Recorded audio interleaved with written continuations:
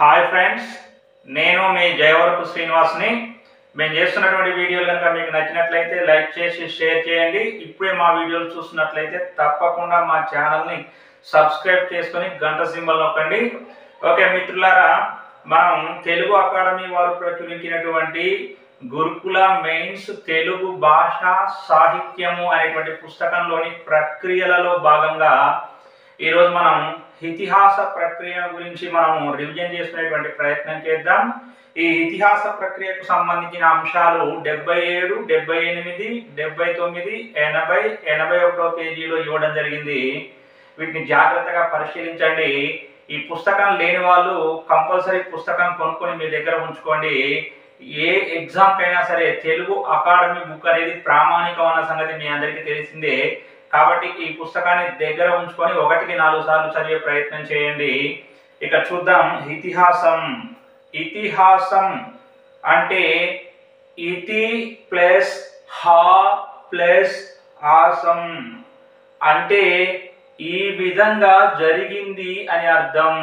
ఇతిహాసం అంటే ఈ విధంగా జరిగింది అని అర్థం.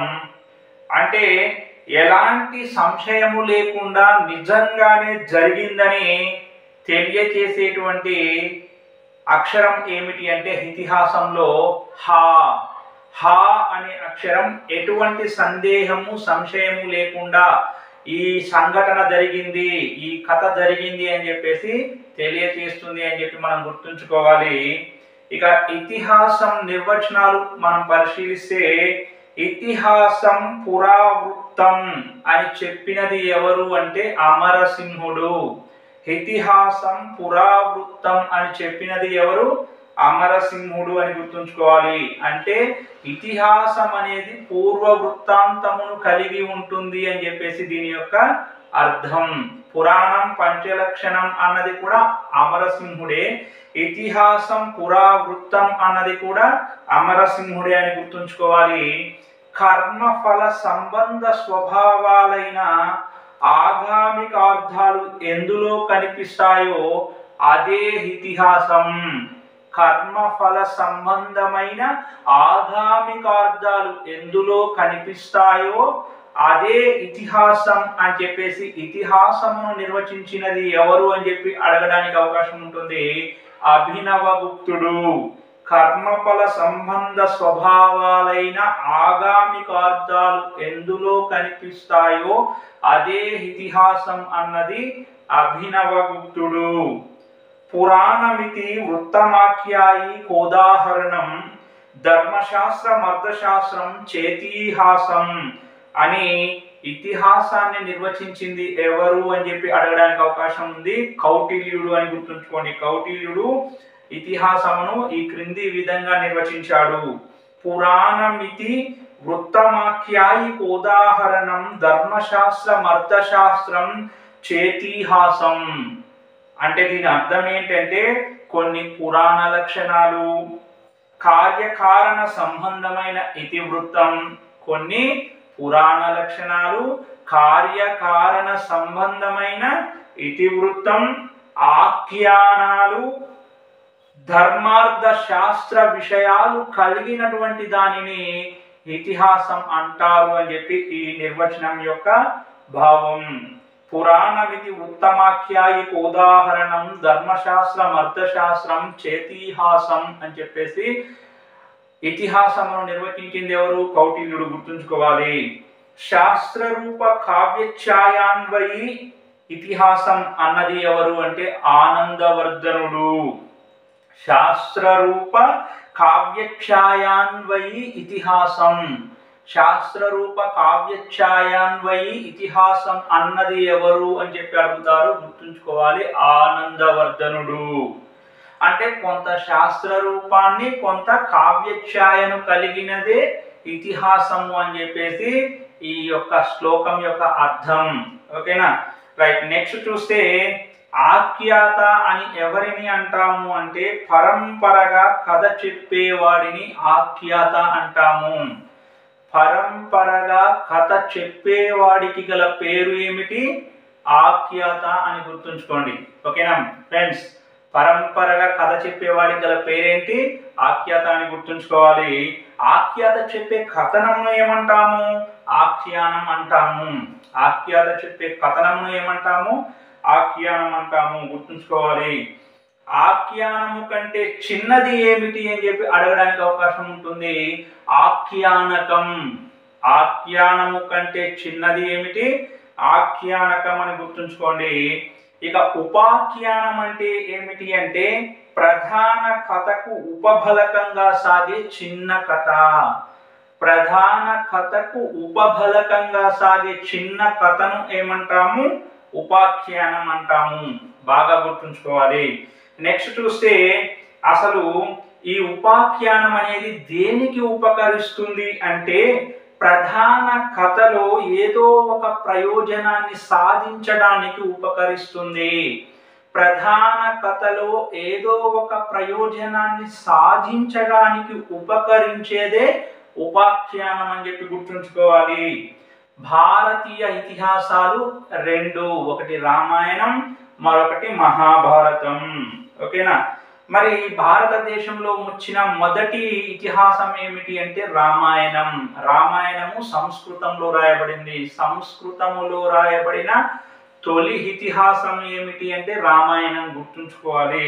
రామాయణం తర్వాత వచ్చిన ఇతిహాసం మహాభారతం. రామాయణం వాల్మీకి రాశాడు సంస్కృతంలో, మహాభారతమును సంస్కృతంలో వ్యాసుడు రాశాడని చెప్పి గుర్తుంచుకోవాలి. రామాయణం అంటే రాముడి జీవనయానాన్ని తెలిపేది. ఫ్రెండ్స్, రామాయణం అంటే ఏంటి? రాముడి జీవనయానాన్ని తెలిపేది. రామాయణంలోని భాగాలకు గల పేర్లు ఏమిటి అంటే కాండలు. మరి రామాయణాన్ని సంస్కృతంలో రచించింది ఎవరు అంటే వాల్మీకి. మిత్రులారా, మేము చేస్తున్నటువంటి వీడియోలు కనుక మీకు నచ్చినట్లయితే ఇంకా మా ఛానల్ని సబ్స్క్రైబ్ చేసుకునే వారు ఎవరైనా ఉంటే తప్పనిసరిగా మా ఛానల్ని సబ్స్క్రైబ్ చేసుకొని గంట సింబల్ నొక్కండి.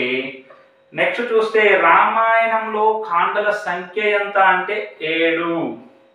బాలకాండ, అయోధ్యకాండ, అరణ్యకాండ, కిష్కింధకాండ, సుందరకాండ, యుద్ధకాండ అనేటువంటి 6 కాండలతో పాటు మరొక కాండ అయినటువంటి ఉత్తరకాండ కూడా రామాయణంలో కలదు. బాలకాండ, అయోధ్యకాండ, అరణ్యకాండ, కిష్కింధకాండ, సుందరకాండ, యుద్ధకాండ, ఉత్తరకాండ అనేటువంటి 7 కాండలు రామాయణంలో కలవు అని చెప్పి గుర్తుంచుకోవాలి. మరి తెలుగులో వచ్చిన తొలి రామాయణం ఏమిటి అని చెప్పి అడగడానికి అవకాశం ఉంటుంది. గుర్తుంచుకోవాలి, రంగనాథ రామాయణం. తెలుగులో వచ్చిన తొలి రామాయణం ఏంటి? రంగనాథ రామాయణం. రంగనాథ రామాయణం రాసింది ఎవరు? గోనబుద్ధారెడ్డి. తెలుగులో తొలి రామాయణమైన రంగనాథ రామాయణం రాసింది ఎవరు అంటే గోనబుద్ధారెడ్డి. రంగనాథ రామాయణం ఏ ఛందస్సులో రాయబడింది? ద్విపద ఛందస్సులో రాయబడింది. మరి గోనబుద్ధారెడ్డి ఏ కాలం? 13వ శతాబ్దం. గోనబుద్ధారెడ్డి 13వ శతాబ్దానికి చెందినవాడు. గోనబుద్ధారెడ్డి కాకతీయుల యొక్క సామంతుడు. గోనబుద్ధారెడ్డి రంగనాథ రామాయణంలో బాలకాండ నుంచి యుద్ధకాండ వరకు రచించాడు. గుర్తుంచుకోవాలి, రంగనాథ రామాయణంలో గోనబుద్ధారెడ్డి ఏ కాండలు రచించాడు అని చెప్పి అడగొచ్చు. బాలకాండ నుంచి యుద్ధకాండ వరకు రచించాడు అని చెప్పేసి గుర్తుంచుకోండి. మొత్తం ఎన్ని కాండలు అవి? 6 కాండలు. మరి రామాయణంలో, ఈ యొక్క రంగనాథ రామాయణంలో ఉత్తరకాండను రచించింది ఎవరు అంటే గోనబుద్ధారెడ్డి యొక్క కుమారులు అయినటువంటి కాచ భూపతి విఠలనాథుడు అని చెప్పి గుర్తుంచుకోండి. రంగనాథ రామాయణంలోని ఉత్తరకాండను రచించింది ఎవరు? గోనబుద్ధారెడ్డి కుమారులు అయిన కాచ భూపతి విఠలనాథుడు. వీరే తొలి జంట కవులుగా గుర్తించబడుతున్నారు.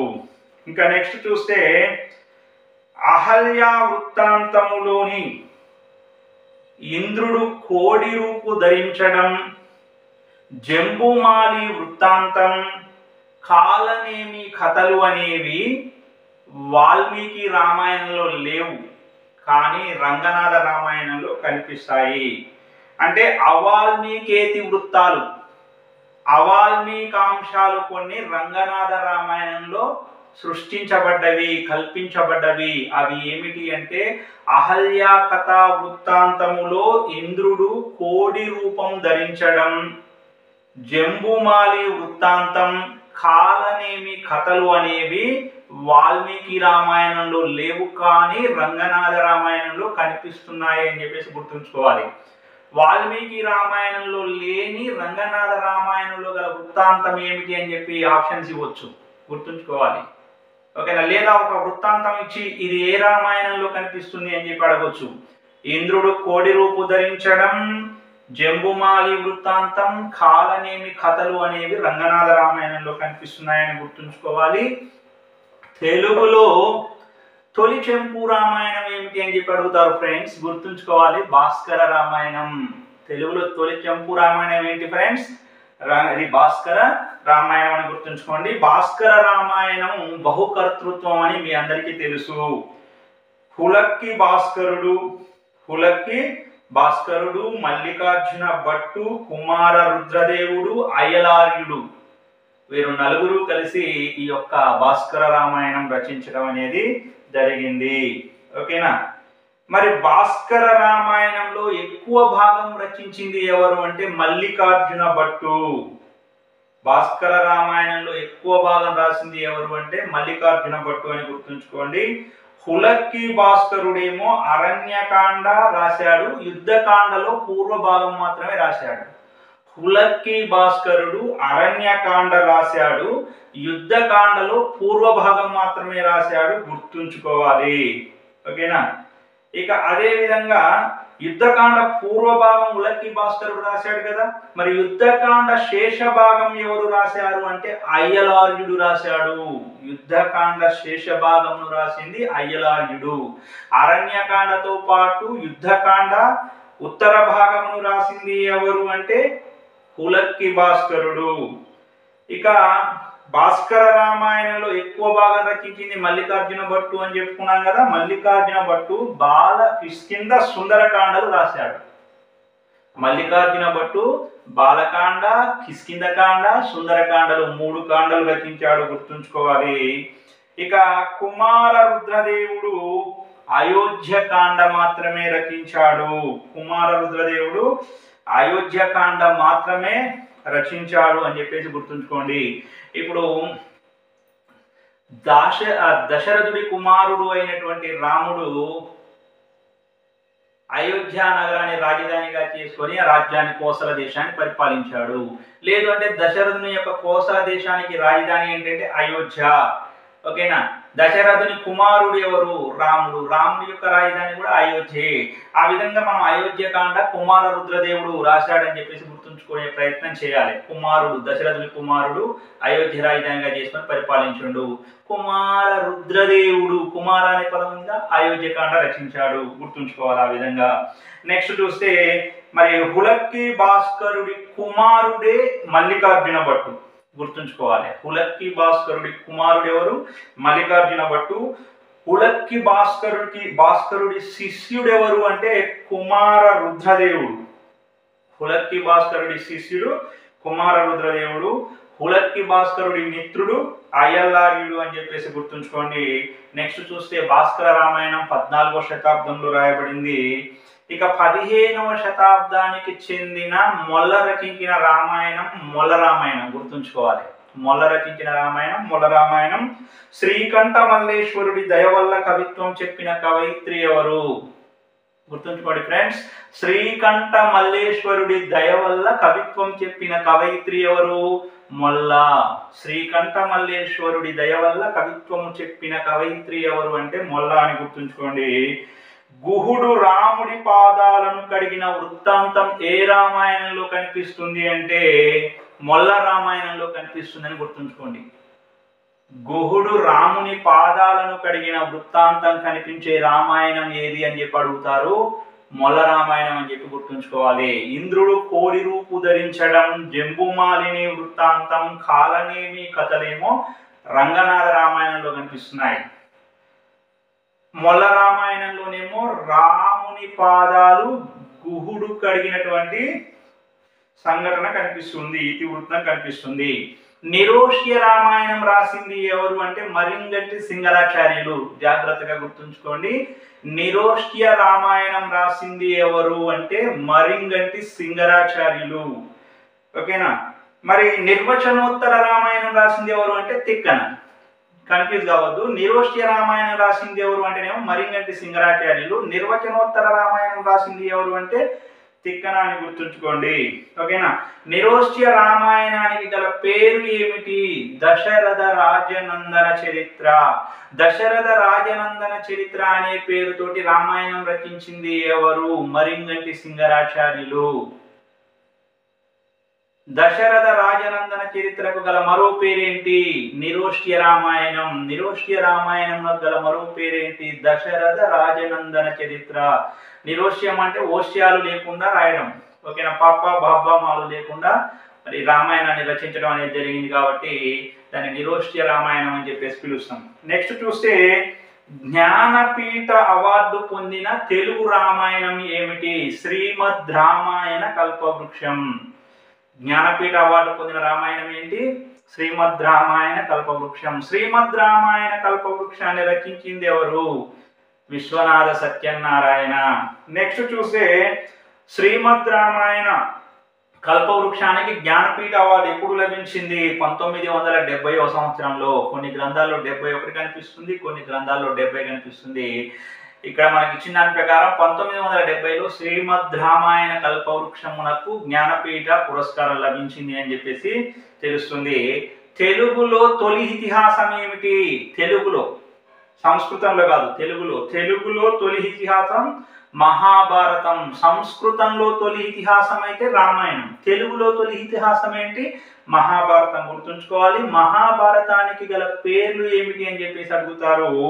జయ సంహిత, పంచమ వేదం. మహాభారతానికి గల పేర్లు ఏంటి? జయ సంహిత, పంచమ వేదం అని గుర్తుంచుకోండి. నెక్స్ట్ సంస్కృత మహాభారతాన్ని రచించిన కవి ఎవరు? వ్యాసుడు. సంస్కృతంలో రాసిన మహాభారతాన్ని ఏమంటారు? శాస్త్రేతిహాసం అంటారు. శాస్త్రేతిహాసం అని పిలువబడే ఇతిహాసం ఏమిటి? సంస్కృత మహాభారతం. సంస్కృత మహాభారతాన్ని శాస్త్రేతిహాసం అని చెప్పి పిలుస్తాము. మంచిగా గుర్తుంచుకోవాలి. మరి తెలుగులో రాయబడిన మహాభారతాన్ని ఏమని పిలుస్తారు? కావ్యేతిహాసం అని పిలుస్తారు. సంస్కృతములో రాయబడిన మహాభారతాన్నేమో శాస్త్రేతిహాసం అని పిలుస్తారు. తెలుగులో రాయబడిన మహాభారతాన్ని ఏమని పిలుస్తారు ఫ్రెండ్స్? కావ్యేతిహాసం అని చెప్పి పిలుస్తారు. గుర్తుంచుకోవాలి. ఓకేనా. నెక్స్ట్ చూస్తే మహాభారతంలోని భాగాలకు పర్వాలు అని పేరు. మహాభారతంలో మొత్తం పర్వాల సంఖ్య ఎంత? 18. ఆంధ్ర మహాభారతంలోని పర్వాల సంఖ్య 18. వ్యాస మహాభారతంలోని పర్వాల సంఖ్య 100. మరి ఆంధ్ర మహాభారతంలోని పర్వాలు ఏమేమి ఉన్నాయంటే ఆది పర్వం, సభా పర్వం, అరణ్య పర్వం, విరాట పర్వం, ఉద్యోగ పర్వం, భీష్మ పర్వం, ద్రోణ పర్వం, కర్ణ పర్వం, శల్య పర్వం, సౌప్తిక పర్వం, శ్రీ పర్వం, శాంతి పర్వం. శల్య పర్వం, సౌప్తిక పర్వం, శ్రీ పర్వం, శాంతి పర్వం.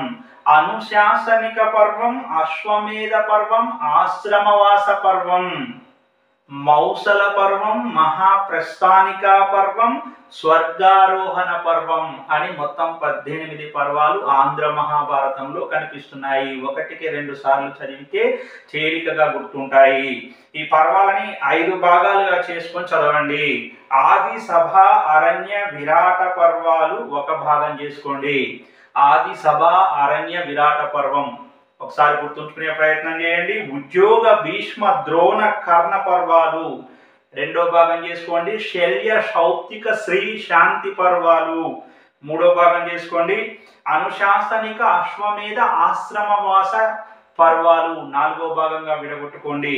మౌసల, మహాప్రస్థానిక, స్వర్గారోహణ పర్వము ఐదో భాగంగా విడగొట్టుకొని 5 భాగాలుగా ఈ పర్వాల పేర్లు గుర్తుంచుకునే ప్రయత్నం చేయాలి. ఆది పర్వం, సభా పర్వం, అరణ్య పర్వం, విరాట పర్వం, అదేవిధంగా ఉద్యోగ పర్వం, భీష్మ పర్వం, ద్రోణ పర్వం, కర్ణ పర్వం, శల్య పర్వం, సౌప్తిక పర్వం, శ్రీ పర్వం, శాంతి పర్వం, అనుశాసనిక పర్వం, అశ్వమేధ యాగ పర్వం, ఆశ్రమవాస పర్వం, మౌసల పర్వం, మహాప్రస్థానికా పర్వం, స్వర్గారోహణ పర్వం అని చెప్పేసి ఈ పర్వాల పేర్లు గుర్తుంచుకోవాలి. ఓకేనా.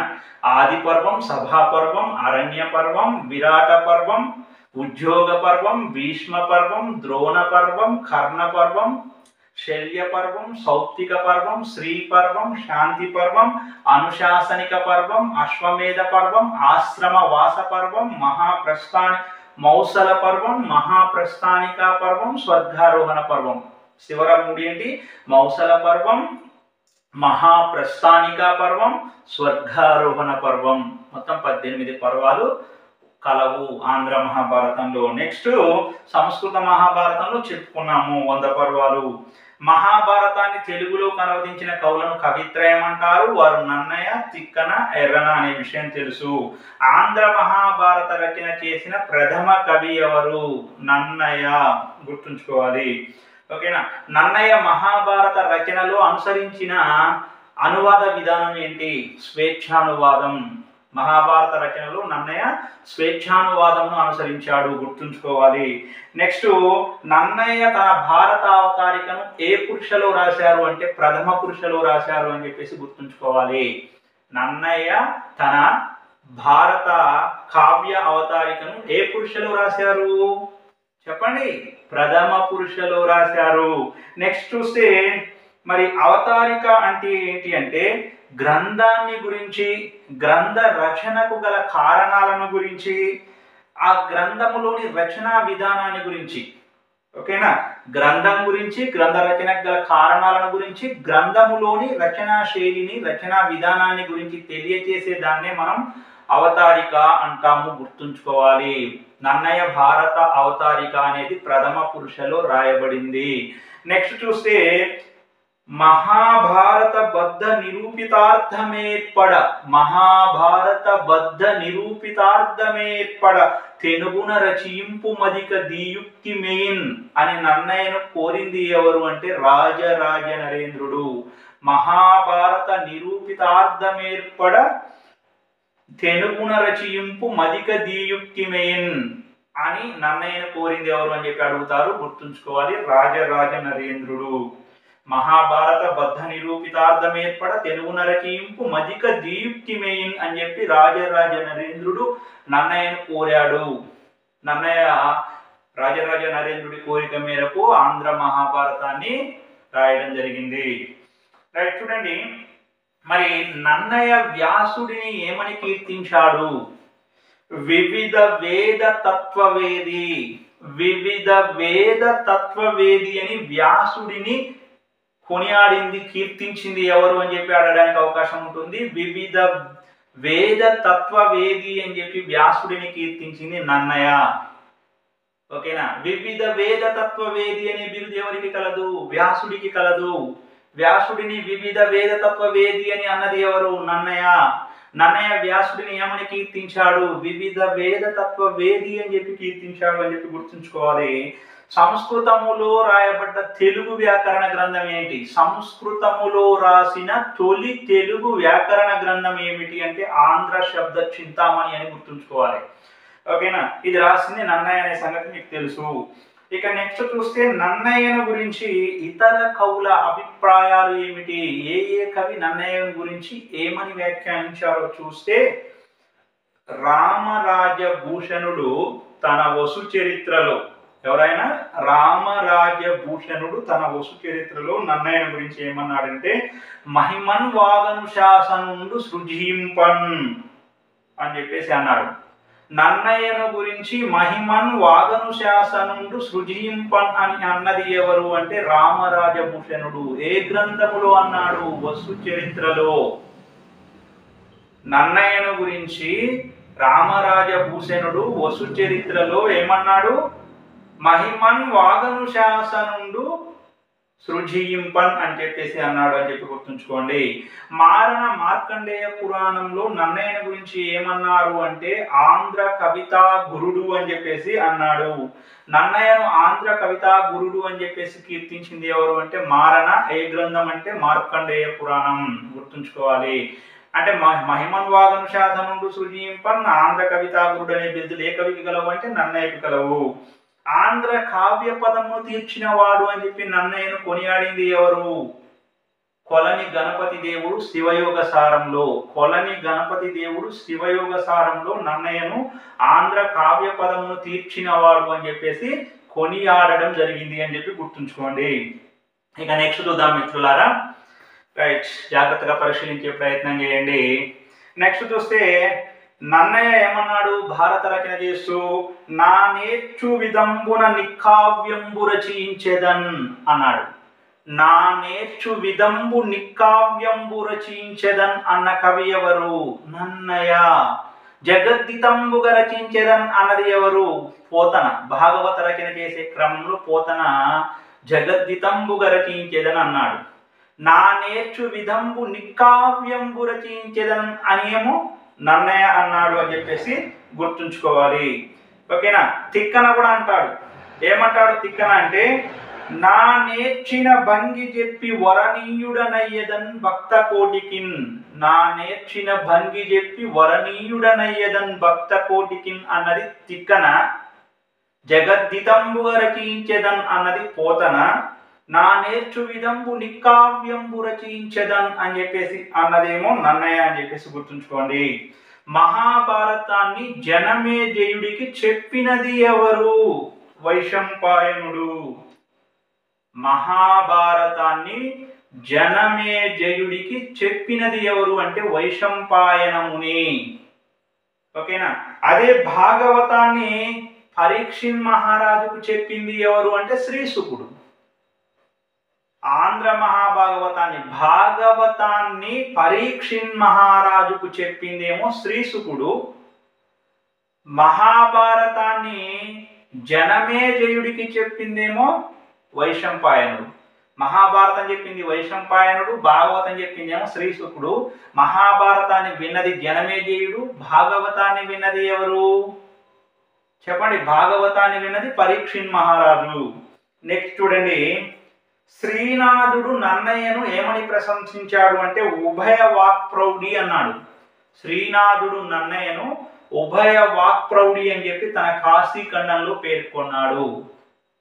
ఉభయ వాక్ప్రౌఢి అని శ్రీనాథుడు ఎవరిని ప్రశంసించాడు అంటే నన్నయ్యను ప్రశంసించాడు. ఏ గ్రంథంలో ప్రశంసించాడు? కాశీఖండంలో ప్రశంసించాడు. గుర్తుంచుకోవాలి. గత కాలము మేలు వచ్చు కాలము కంటే అని చెప్పేసి అన్నది ఎవరు? క్షమలేని తపసితనము అన్నది ఎవరు? నన్నయ్య. గత కాలము మేలు వచ్చు కాలము కంటే అన్నది నన్నయ్య. నందంపూడి శాసనం ఎవరిని గురించి తెలియజేస్తుంది? నారాయణ భట్టును గురించి తెలియజేస్తుంది. నందంపూడి శాసనం నారాయణ భట్టును గురించి తెలియజేస్తుంది అని చెప్పి గుర్తుంచుకోవాలి. నారాయణ భట్టును గురించి తెలియజేసే శాసనం ఏమిటి అని చెప్పేసి అడిగే అవకాశం ఉంటుంది. నందంపూడి శాసనం అని చెప్పేసి గుర్తుంచుకోండి. మహాభారత రచనలో నన్నయ్యకు తోడ్పడిన సహాధ్యాయి ఎవరు? నారాయణ భట్టు. మహాభారత రచనలో నన్నయ్యకు తోడ్పడిన సహాధ్యాయి ఎవరు? నారాయణ భట్టు అని చెప్పేసి గుర్తుంచుకోండి. నెక్స్ట్ చూడండి ఫ్రెండ్స్. ఇక చూడండి. నారాయణ భట్టును సంస్కృత కర్ణాట ప్రాకృత పైచాచికాంధ్ర భాషా సుకవి రాజశేఖరుడు అని చెప్పి కీర్తించింది ఎవరు? సంస్కృత కర్ణాట ప్రాకృత పైచాచికాంధ్ర భాషా సుకవి రాజశేఖరుడు. సంస్కృత కర్ణాట ప్రాకృత పైచాచికాంధ్ర భాషా సుకవి రాజశేఖరుడు అని చెప్పి నారాయణ భట్టును కీర్తించింది నన్నయ్య. సంస్కృత ప్రాకృత కర్ణాట పైచాచికాంధ్ర భాషా సుకవి రాజశేఖరుడు అని చెప్పి నన్నయ్య ఎవరిని కీర్తించాడు? నారాయణ భట్టును కీర్తించాడు అని చెప్పి గుర్తుంచుకోండి. మహాభారత రచనలో నన్నయ్య సహాధ్యాయి ఎవరు? నారాయణ భట్టు. నందంపూడి శాసనం ఎవరిని గురించి తెలియజేస్తుంది? నారాయణ భట్టును గురించి తెలియజేస్తుంది. బాగా గుర్తుంచుకోవాలి. నెక్స్ట్ చూస్తే మహాభారత రచనలో రెండవ వాడు ఎవరు అంటే తిక్కన. తిక్కన 13వ శతాబ్దానికి చెందినవాడు. నెల్లూరును పరిపాలించిన మనుమసిద్ధి ఆస్థాన కవే మన తిక్కన. తిక్కన తండ్రి ఎవరు అంటే కొమ్మన దండనాథుడు. తిక్కన తాత ఎవరు? మంత్రి భాస్కరుడు. తిక్కన యొక్క పెద్ద తండ్రి కుమారుడు ఎవరు? ఖడ్గ తిక్కన. తిక్కన యొక్క పెద్ద తండ్రి కుమారుడు ఎవరు అంటే ఖడ్గ తిక్కన. ఖడ్గ తిక్కన తిక్కన యొక్క పెద్ద తండ్రి కుమారుడు అని చెప్పి గుర్తుంచుకోవాలి. తిక్కన పెద్ద తండ్రి కుమారుడు ఖడ్గ తిక్కన అని చెప్పేసి బాగా గుర్తుంచుకోండి. ఇక తిక్కన రచనలు చూస్తే నిర్వచనోత్తర రామాయణం, మహాభారతంలో విరాట పర్వము నుంచి స్వర్గారోహణ పర్వం వరకు 15 పర్వాలు. మహాభారతానికి గుండెకాయ అనదగ్గటువంటి భాగం మొత్తం రచించింది తిక్కనే. ఓకేనా? తిక్కన మహాభారతంలోని విరాట పర్వం నుండి స్వర్గారోహణ పర్వం వరకు 15 పర్వాలు తెనిగించాడు. నా నేర్చిన భంగి చెప్పి వరణీయుడనయ్యద భక్త కోటికిన్ అన్న కవి ఎవరు? తిక్కన. నా నేర్చిన భంగి చెప్పి వరణీయుడనయ్యద భక్త కోటికిన్ అన్నది తిక్కన. నా నేర్చిన భంగి చెప్పి వరణీయుడనయ్యద భక్త కోటికిన్ అన్న కవి ఎవరు? తిక్కన అని చెప్పేసి గుర్తుంచుకోవాలి. ఓకేనా? అంతకుముందు మనం ఏం మాట్లాడుకున్నాము? జగద్దితంబుగా రచించేదన్ అన్నదేమో పోతన, నా నేర్చు విదంబు నికావ్యంబు రచించేదన్ అన్నదేమో నన్నయ, నా నేర్చిన భంగి చెప్పి వరణీయుడనయ్యేద భక్త కోటికిన్ అని చెప్పి అన్నదేమో తిక్కన అని చెప్పేసి గుర్తుంచుకోవాలి. ఇలా పోల్చుకొని చదువుకోవాలి. ఉభయ కావ్య ప్రౌఢి పాటింతు శిల్పమునం భారగుడ కళా విదుడనని చెప్పుకున్న కవి ఎవరు? తిక్కన. బాగా వినండి. ఉభయ కావ్య ప్రౌఢి పాటింతు శిల్పమునన్ భారగుడ కళా విదుడనని చెప్పుకున్న కవి ఎవరు అని చెప్పి అడుగుతారు. తిక్కన అని గుర్తుంచుకోండి. ఉభయ కావ్య ప్రౌఢి పాటింతు శిల్పమునం భారగుడ కళా విదుడనని చెప్పుకున్న కవి తిక్కన. కళా విదుడనని చెప్పుకున్న కవి ఎవరు అని చెప్పి అడుగుతారు. గుర్తుంచుకోండి. తిక్కన. తిక్కన తనను తాను ఇలా చెప్పుకున్నారు. కళా విదుడనని చెప్పుకున్నాడు. శిల్పమునన్ భారగుడ పాటింతు కళా విదుడను అని చెప్పుకున్న కవి ఎవరు అంటే తిక్కన. ఓకేనా? ఉభయ కావ్య ప్రౌఢి పాటింతు శిల్పమునన్ భారగుడ కళా విదుడను అని చెప్పుకుంటూ తిక్కన. నెక్స్ట్ చూస్తే మహాభారతంలోని ఒక్కొక్క పర్వాన్ని ఒక్కొక్క ప్రబంధంగా పేర్కొన్న కవి ఎవరు? తిక్కన. మహాభారతంలోని ఒక్కొక్క పర్వాన్ని ఒక్కొక్క ప్రబంధం అని చెప్పి పేర్కొన్నాడంట తిక్కన. తిక్కన మహాభారతాన్ని ప్రబంధ మండలి అని, పుణ్య ప్రబంధాలు అని, మహాకావ్యము అని చెప్పేసి కూడా పిలిచాడు. గుర్తుంచుకోవాలి మిత్రులారా. తిక్కన మహాభారతాన్ని ప్రబంధ మండలి అని, ఓకేనా, పుణ్య ప్రబంధాలు అని, మహాకావ్యము అని చెప్పి కొనియాడడం జరిగింది. తిక్కన తన మహాభారతాన్ని ప్రబంధ మండలి, పుణ్య ప్రబంధాలు, మహాకావ్యం అని పేర్కొన్నాడు. తిక్కనకు కలలో కనిపించిన దైవం ఎవరు? హరిహరనాథుడు. తిక్కనకు కలలో కనిపించిన దైవం ఎవరు? హరిహరనాథుడు అని చెప్పి గుర్తుంచుకోండి. తిక్కన తన యొక్క ఆంధ్ర మహాభారతాన్ని ఎవరికి అంకితం చేశారు? హరిహరనాథుడికి అంకితం చేశాడు. గుర్తుంచుకోవాలి. ఆంధ్రావళి మోదమున్ బొరయినట్లు రచించేదని చెప్పిన కవి ఎవరు? తిక్కన. ఆంధ్రావళి మోదమున్ బొరయునట్లుగా రచించేదన్ అన్న కవి ఎవరు అంటే తిక్కన అని చెప్పేసి గుర్తుంచుకోండి. నా నేర్చిన విధంబు నికావ్యంబు రచించేదన్ అని చెప్పిన కవి ఏమో నన్నయ. ఓకేనా? నా నేర్చిన విధంబు నికావ్యంబు రచించేదన్ అన్నది నన్నయ. ఆంధ్రావళి మోదం బొరయినట్లుగా రచించేదన్ అని చెప్పిన కవి తిక్కన అని చెప్పేసి గుర్తుంచుకోవాలి. తిక్కనకు కలలో కనిపించిన దైవం హరిహరనాథుడు అని గుర్తుంచుకోవాలి. ఓకేనా? విద్వత్ సంస్థవనీయ భవ్య కవితావేశునిగా వ్యాసుడిని కీర్తించింది ఎవరు? తిక్కనే. బాగా గుర్తుంచుకోవాలి. తిక్కన వ్యాసుడిని విద్వత్ సంస్థవనీయ భవ్య కవితావేశునిగా కీర్తించాడు. విద్వత్ సంస్థవనీయ భవ్య కవితావేశుడు అని వ్యాసుడిని కీర్తించింది ఎవరు? విద్వత్ సంస్థవనీయ భవ్య కవితావేశుడు అని వ్యాసుడిని కీర్తించింది తిక్కన. వివిధ తత్వవేది అని చెప్పేసి వ్యాసుడిని అన్నదెవరు? నన్నయ్య. వివిధ తత్వవేది అని వ్యాసుడిని అన్నది నన్నయ్య కాగా, విద్వత్ సంస్థవనీయ భవ్య కవితావేశుడు అని చెప్పి వ్యాసుడిని అన్నది ఎవరు అంటే తిక్కన అని గుర్తుంచుకోండి. నెక్స్ట్ తిక్కన యొక్క రచన విశేషాలు ఏంటి అంటే నాటకీయత, రసపోషణ, తెనుగుదనం.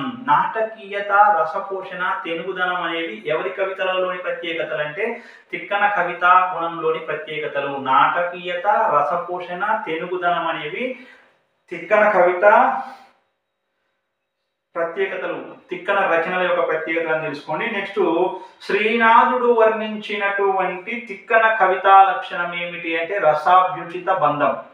శ్రీనాథుడు వర్ణించిన నన్నయ్య కవితా లక్షణం అయితేనేమో ఉభయ వాక్ప్రౌఢి. ఎక్కడ పేర్కొన్నాడు? కాశీఖండంలో పేర్కొన్నాడు. శ్రీనాథుడు వర్ణించిన నన్నయ్య కవితా లక్షణం ఉభయ వాక్ప్రౌఢి, దీన్ని కాశీఖండంలో పేర్కొన్నాడు. మరి తిక్కన కవితా లక్షణం ఏమిటి? శ్రీనాథుడు వర్ణించిన తిక్కన కవితా లక్షణం ఏమిటి అంటే రసాభ్యుచిత బంధం అని చెప్పి గుర్తుంచుకోండి. విష్ణు రూపాయ నమశివాయ అని మత సామరస్యాన్ని ప్రబోధించిన కవి ఎవరు అంటే తిక్కన. విష్ణు రూపాయ నమశివాయ అని మత సామరస్యాన్ని ప్రబోధించిన కవి ఎవరు? తిక్కన అని గుర్తుంచుకోండి. మరి తిక్కన యొక్క అలభ్య కృతులు ఏమిటి అంటే విజయసేనం కవి సార్వభౌమ ఛందస్సు కృష్ణ శతకం. విజయసేనం కవి సార్వభౌమ ఛందస్సు కృష్ణ శతకం. విజయసేనం కవి సార్వభౌమ ఛందస్సు కృష్ణ శతకం అనేవి తిక్కన యొక్క అలభ్య కృతులు. తిక్కన యొక్క అలభ్య రచనలు ఏమిటి అంటే విజయసేనం కవి సార్వభౌమ ఛందస్సు కృష్ణ శతకం అని గుర్తుంచుకోండి. ఇకపోతే కవిత్రయంలో చివరి వారు ఎవరు అంటే ఎర్రన. ఎర్రన ప్రోలయ వేమారెడ్డి ఆస్థాన కవి అని గుర్తుంచుకోవాలి. రామాయణము, హరివంశము, భారత అరణ్య పర్వ శేషము, అదేవిధంగా నృసింహ పురాణము అనేవి ఎర్రన రచనలు. హరివంశం, రామాయణము, హరివంశము, భారత అరణ్య పర్వ శేషము, నృసింహ పురాణము రాసింది ఎవరంటే ఎర్రన. రామాయణ రచన చేయని కవిత్రయ కవి ఎవరు అంటే నన్నయ్య, గుర్తుంచుకోవాలి. ఓకేనా? రామాయణ రచన చేయనటువంటి కవిత్రయ కవి ఎవరంటే నన్నయ్య. ఎర్రనేమో నృసింహ పురాణం రాశాడు, ఎర్రనేమో రామాయణం రాశాడు. తిక్కన వచ్చేసి నిర్వచనోత్తర రామాయణం రాశారు, కానీ నన్నయ్య రామాయణం రాయలే. రామాయణ రచన చేయని కవిత్రయ కవి ఎవరంటే ఎర్రనని గుర్తుంచుకోండి. ఓకేనా? నెక్స్ట్ చూస్తే మరి రామాయణము, హరివంశం. తిక్కన తన రామాయణ హరివంశాలను ఎవరికి అంకితం చేశారు అంటే ప్రోలయ వేమారెడ్డికి. ఓకేనా?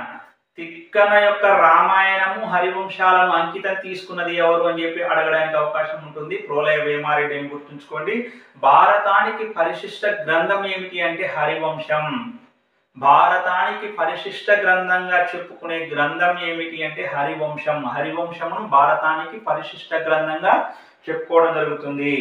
మరి ఎర్రన అరణ్య పర్వశేషంలో రాసిన తొలి పద్యం ఏమిటి?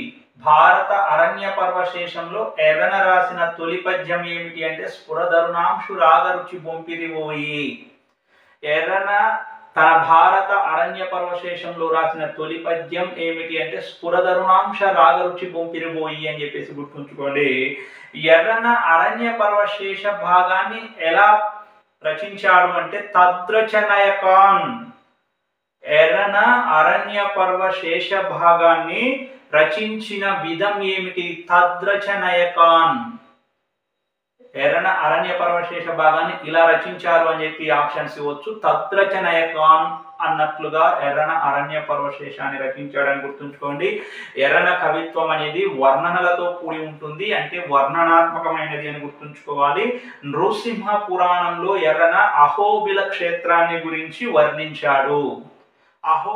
అహోబిల క్షేత్రాన్ని గురించి వర్ణిస్తూ రచన చేసిన కవి ఎవరు అంటే ఎర్రన. ఆ రచన నృసింహ పురాణం. నృసింహ పురాణంలో ఎర్రన అహోబిల క్షేత్రాన్ని వర్ణించాడని చెప్పి గుర్తుంచుకోండి. నెక్స్ట్ చూస్తే తెలుగులో తొలి క్షేత్ర మహాత్మ్య కావ్యం ఏమిటి అంటే ఈ నృసింహ పురాణమే. తెలుగులో తొలి క్షేత్ర మహాత్మ్య కావ్యం ఇదే. ఏంటది? నృసింహ పురాణం. ఓకేనా. నెక్స్ట్ మరి ఎర్రన తన నృసింహ పురాణాన్ని ఎవరికి అంకితం ఇచ్చారు అంటే అహోబిల నరసింహస్వామికే అంకితం ఇచ్చాడు. గుర్తుంచుకోవాలి ఫ్రెండ్స్, ఎర్రన తన యొక్క నృసింహ పురాణాన్ని ఎవరికి అంకితం ఇచ్చారు? అహోబిల నరసింహస్వామికే అంకితం ఇచ్చాడు అని చెప్పేసి గుర్తుంచుకోండి.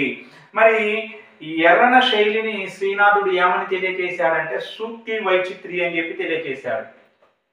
సూక్తి వైచిత్రి, ఎర్రన యొక్క రచనా శైలి సూక్తి వైచిత్రి అని చెప్పి తెలియజేసినది ఎవరు అంటే శ్రీనాథుడు అని చెప్పేసి గుర్తుంచుకోవాలి. ఓకేనా. నన్నయ్య కవితా శైలి ఉభయవాక్ ప్రౌఢి అన్నది శ్రీనాథుడే. అదేవిధంగా తిక్కన యొక్క కవితా లక్షణం రసాభిచిత బంధం అన్నది శ్రీనాథుడే. ఎర్రన యొక్క రచనా శైలి సూక్తి వైచిత్రి అన్నది కూడా శ్రీనాథుడే అని చెప్పేసి మనం గుర్తుంచుకోవాలి. ఇక నెక్స్ట్ చూస్తే కుంపటిలో తామర మొలిచిన క్రియ, కుంపటిలో తామర మొలిచిన క్రియ, కుంపటిలో తామర మొలిచిన క్రియ నిప్పున చెదలంటూనే, కుంపటిలో తామర మొలిచిన క్రియ నిప్పున చెదలంటూనే హింస చేయని వాడు లేడి జగమ్మున, హింస చేయని వాడు లేడి జగమ్మున వంటి హితోక్తులు రాసిన కవి ఎవరు అంటే ఎర్రన అని గుర్తుంచుకోండి. ఓకేనా. కుంపటిలో తామర మొలిచిన క్రియ నిప్పున చెదలంటూనే హింస చేయని వాడు లేడి జగమ్మున అనేటువంటి హితోక్తులు రాసిన కవి ఎవరు అంటే ఎర్రన. క్షమలేని తపసితనము గతకాలము మేలు వచ్చు కాలము కంటేనన్నది నన్నయ్య. కుంపటిలో తామర మొలిచిన క్రియ హింస చేయని వాడు లేడి జగమ్మున నిప్పున చెదలంటూనే అనేటువంటి సూక్తులు రాసింది ఎర్రన అని గుర్తుంచుకోండి. ఇక నెక్స్ట్ ఎర్రనను గురించి ఇతర కవులు ఏ విధంగా అభిప్రాయపడ్డారో పరిశీలించండి. శంభుదాసుని కరమర్తి సన్నుతింతు అని చెప్పి శ్రీనాథుడు శృంగార నైషధంలో పేర్కొన్నాడు. ఎర్రనను గురించి శంభుదాసుని కరమర్తి సన్నుతింతు అని పేర్కొన్నది ఎవరు? శ్రీనాథుడు. ఎక్కడ పేర్కొన్నాడు? శృంగార నైషధంలో పేర్కొన్నాడు. పరిడవింతు ప్రబంధ పరమేశ్వరుని టేవ సూక్తి వైచిత్రి నొక్కొక్క మాటు, పరిడవింతు ప్రబంధ పరమేశ్వరుని టేవ సూక్తి వైచిత్రి నొక్కొక్క మాటు, పరిడవింతు ప్రబంధ పరమేశ్వరుని టేవ సూక్తి వైచిత్రి నొక్కొక్క మాటు అని చెప్పి శ్రీనాథుడే కాశీఖండంలో పేర్కొన్నాడు ఎర్రన గురించి. గుర్తుంచుకోవాలి. ఓకేనా. శ్రీనాథుడు శృంగార నైషధంలోనేమో ఎర్రన గురించి శంభుదాసుని కరమర్ది సన్నుతింతు అన్నాడు. శ్రీనాథుడు కాశీఖండంలో ఎర్రన గురించి పరిడవింతు ప్రబంధ పరమేశ్వరుని టేవ సూక్తి వైచిత్రి నొక్కొక్క మాటు అన్నాడు. గుర్తుంచుకోవాలి బాగా, ఒకటికి రెండు సార్లు పరిశీలించాలి. జక్కన తన విక్రమార్క చరిత్రలో ఎర్రన గురించి ఏమన్నాడంటే ఈ త్రైద ప్రబంధ పరమేశ్వరుడై విరచించే శబ్ద వైచిత్రి నారణ్య పర్వశేషం అన్నాడు. ఈ త్రైద ప్రబంధ పరమేశ్వరుడై విరచించే శబ్ద వైచిత్రి నారణ్య పర్వశేషం అని చెప్పి జక్కన ఎక్కడ పేర్కొన్నాడు? విక్రమార్క చరిత్రలో పేర్కొన్నాడు. ఎవరి గురించి పేర్కొన్నాడు? ఎర్రన గురించి పేర్కొన్నాడు అని చెప్పేసి గుర్తుంచుకోవాలి. చదలవాడ మల్లన తన విప్రనారాయణ చరిత్రలో ఎర్రన గురించి ఏమని పేర్కొన్నాడో పరిశీలించండి. చదలవాడ మల్లన విప్రనారాయణ చరిత్రలో ఎర్రన గురించి ఇలా వ్యాఖ్యానించాడు.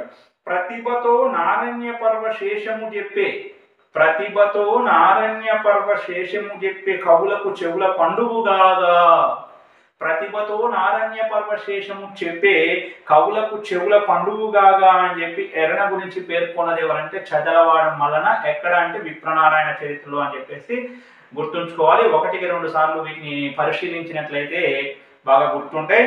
నెక్స్ట్ చూస్తే రెంటిగలయన్ శివదాసుడు, రెంటిగలయన్ శివదాసుడు మధ్యనాయక శ్రీ రచయించే శారద ధరింప కవిత్రయ కీర్తిమించగన్ అని చెప్పి చింతలపూడి ఎలనార్యుడు తన రాధా మాధవంలో ఎర్రన గురించి పేర్కొన్నాడు. చింతలపూడి ఎల్లనార్యుడు రాధా మాధవంలో ఎర్రన గురించి ఇలా వ్యాఖ్యానించాడు. రెంటి గలయన్ శివదాసుడు మధ్యనాయక శ్రీ, రెంటి గలయన్ శ్రీనాథుడు శివదాసుడు రెంటిగలయన్ శివదాసుడు మధ్యనాయక శ్రీ రచించ శారద ధరింప కవిత్రయ కీర్తిమించగన్ అని చెప్పి చింతలపూడి యలనాథుడు రాధామాధవంలో ఎర్రన గురించి వ్యాఖ్యానించగానే గుర్తుంచుకోండి. నెక్స్ట్ చూస్తే మహాభారతంలోని కథాఘట్టాలు.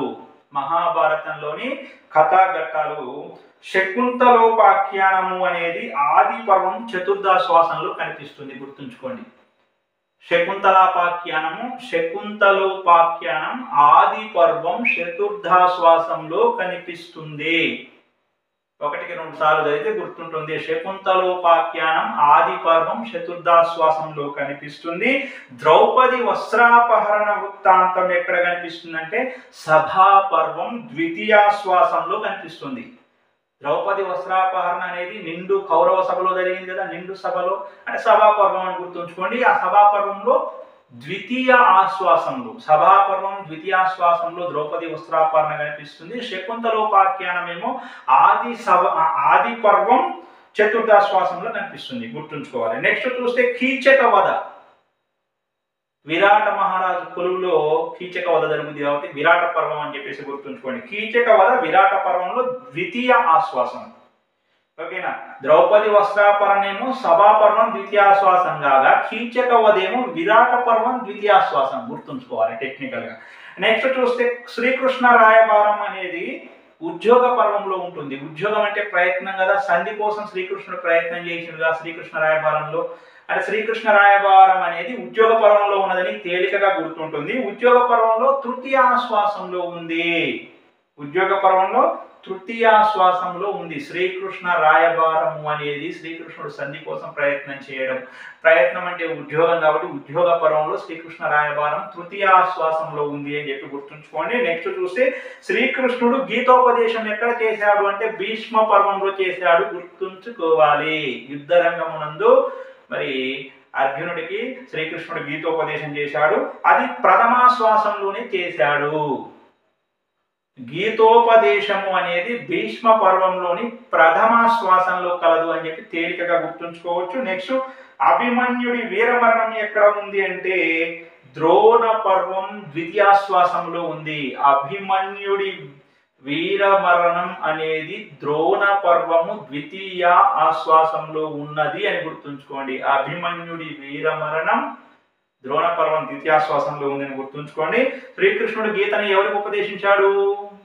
అర్జునుడికి ఉపదేశించాడు. భగవద్గీతలోని శ్లోకాల సంఖ్య ఎంత? 701. గుర్తుంచుకోవాలి. భగవద్గీతలోని శ్లోకాల సంఖ్య 701. పాండవులు అజ్ఞాతవాసంలో ఎవరి కొలువును ఆశ్రయించారు? విరాటరాజు కొలువును ఆశ్రయించారు, గుర్తుంచుకోవాలి. పాండవులు అజ్ఞాతవాసంలో ఎవరి కొలువులో ఉన్నారు? విరాటరాజు కొలువులో ఉన్నారు. అజ్ఞాతవాసంలో పాండవుల పేర్లు ఏంటో తెలుసుకునే ప్రయత్నం చేద్దాం. పాండవులు ధర్మరాజు, భీముడు, అర్జునుడు, నకులుడు, సహదేవుడు మనకు తెలుసు. అదేవిధంగా ఈ పంచపాండవులకు మరి ఏకైక పత్ని ద్రౌపది. ధర్మరాజు కంకుబట్టు అనే మారు పేరుతోటి విరాట మహారాజు కొలువులో ఉన్నాడు. ధర్మరాజు యొక్క మారు పేరేంటి? విరాట మహారాజు కొలువులో కంకుబట్టు. వీరు రాజాంతరంగికుడిగా వ్యవహరించిన వారు ఎవరు అంటే ధర్మరాజు. ధర్మరాజు యొక్క మారు పేరు కంకుబట్టు, వీరు రాజాంతరంగికుడు అని గుర్తుంచుకోండి. నెక్స్ట్ భీముడి యొక్క మారు పేరు వలలుడు. భీముడు మారు పేరేంటి? వలలుడు. ఇతడు వంటవాడు, భోజనం బాగా చేస్తాడు కాబట్టి మరి వంట కూడా నేర్చుకున్నట్లుగా మనం గుర్తుంచుకుందాం. భీముడు మారు పేరు వలలుడు. ఈయన చేసిన పని ఏంది? విరాటరాజు కొలువులో వంటవాడు.